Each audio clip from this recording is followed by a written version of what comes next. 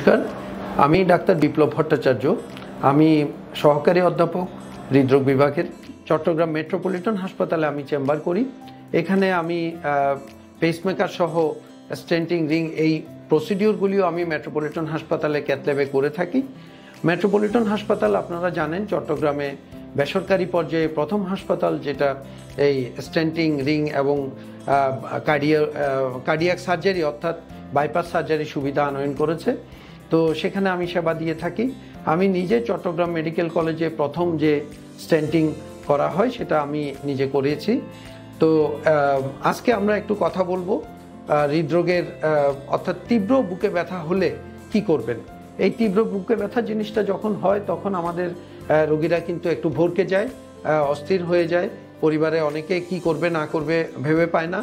তো আমি পরামর্শ দিব এই ধরনের হঠাৎ করে যদি অনেক বেশি বুকে ব্যথা উঠে, প্রথম কাজ হচ্ছে আপনার বাসায় যদি অ্যাসপিরিন জাতীয় ওষুধ থাকে 4টি অ্যাসপিরিন ট্যাবলেট একসাথে খেয়ে ফেলবেন।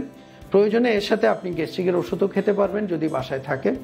আর কাল বিলম্ব না করে আপনি নিকটস্থ সদর হাসপাতালে বা বেসরকারি হাসপাতাল যেটি আপনার কাছে হয় সেখানে গিয়ে আপনি সংশ্লিষ্ট জরুরি বিভাগের চিকিৎসকের পরামর্শ নেবেন। সেখানে আমরা সাধারণভাবে একটা ইসিজি পরীক্ষা করব এবং আজকাল আপনারা জানেন ট্রপোনিন আই একটি পরীক্ষা করা হয়। এই ট্রপোনিন আই যদি বাড়তি থাকে, সামান্য যদি বেড়ে যায়, তাহলে আপনার সন্দেহ করতে হবে যে এটি একটি আপনার হার্ট অ্যাটাকের মতো হয়েছে। আর ট্রপোনিন আই যদি নর্মাল থাকে তাহলে আমরা কিন্তু অনেক সময় আপনাকে অবজার্ভ করে আরও একটা ইসিজি করব। যদি ইসিজিতে কোনো পরিবর্তন আসে 2-3 ঘন্টা পরে হয়তো আমরা এই পরীক্ষাগুলি রিপিট করতে পারি। পুনরায় পরীক্ষা করে যদি দেখা যায় যে না সেটা নর্মাল হয়েছে অথবা আপনার ব্যথা কমে গিয়েছে, তাহলে হয়তো আপনি সেই উপজেলা হাসপাতালে থাকতে পারবেন। কিন্তু যদি দেখা যায় আপনার ব্যথা কমছে না অথবা আপনার ইসিজিতে কোনো পরিবর্তন দেখা গিয়েছে অথবা ট্রপোনিন রিপোর্ট বাড়তি হয়েছে, তাহলে কিন্তু আপনাকে একটা বড় ধরনের হাসপাতালে চলে আসতে হবে যেখানে সিসিউ সুবিধা রয়েছে।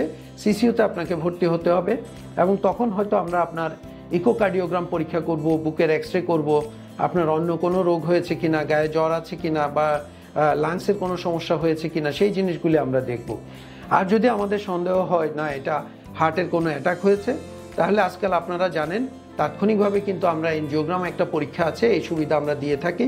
মেট্রোপলিটন হাসপাতালেও এই এনজিওগ্রাম পরীক্ষা হয় এবং আমরা একটা জিনিস বলি প্রাইমারি পিসিআই অর্থাৎ তাৎক্ষণিকভাবে যদি আপনার এনজিওগ্রাম করে যদি দেখা যায় সেখানে রক্তনালীতে বড় ধরনের ব্লক রয়েছে, কোনো একটি রক্তনালী হয়তো প্রায় 100% বা 90% বন্ধ রয়েছে, তাহলে সেটা কিন্তু আমরা তাৎক্ষণিকভাবে খুলে দিতে পারি। এই খুলে দিলে কিন্তু আপনার হার্টের মাসেলগুলি বেঁচে যাবে। কারণ আমরা বলি মিনিটস মিন্স মাসেল, অর্থাৎ যত দেরি করবেন তত আপনার হার্টের মাসেল নষ্ট হবে। এবং আমাদের হার্টের মাসেলগুলি কিন্তু শরীরের মাসেলের মতো না যে এটা ব্যায়ামের মাধ্যমে বাড়ানো যায়। একবার নষ্ট হলে এই মাসেল আর ফেরত পাওয়া যায় না।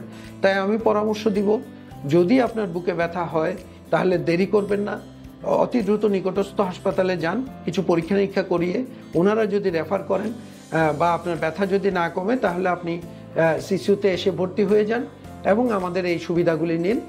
কারণ এই সুবিধাগুলি ভবিষ্যতে আপনার জন্য একটা বিশাল জটিলতা থেকে আপনাকে বাঁচিয়ে দিবে। অবহেলা করবেন না, কারণ হৃদরোগে প্রতি 4 জন রোগীর 1 জন রোগী যাদের বুকে ব্যথা হয় তারা কিন্তু পথের মধ্যেই মৃত্যুবরণ করে। তাই এটা দেরি করা যাবে না, যত দ্রুত সম্ভব নিকটস্থ হাসপাতালে যেতে হবে এবং পরামর্শ নিতে হবে। আজ এই পর্যন্তই, সবাইকে ধন্যবাদ।